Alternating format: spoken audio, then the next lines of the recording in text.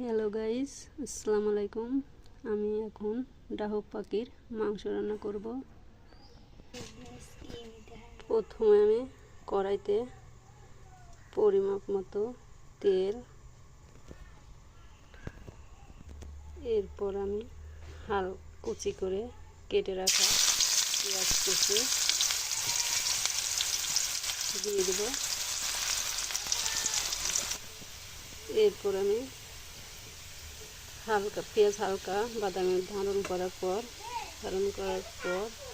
মরিচের গুঁড়া, হলুদের গুঁড়া,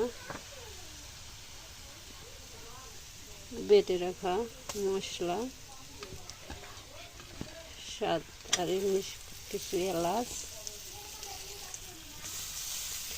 দিয়ে দেব। হালকা করে ভেজে নেব।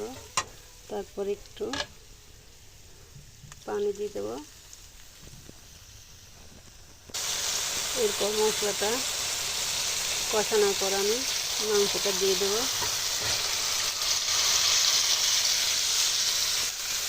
মাংসটা কষানো হয়ে গেলে আমি পরিমাপ মতো এতে পানি দিয়ে দেব।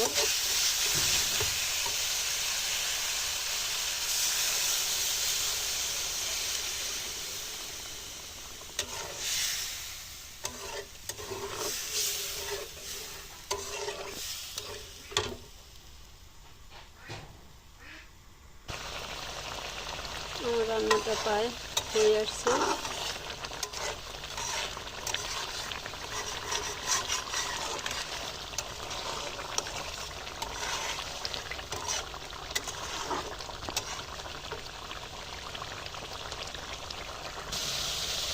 এখন আমি মাংসটা নামিয়ে নেব।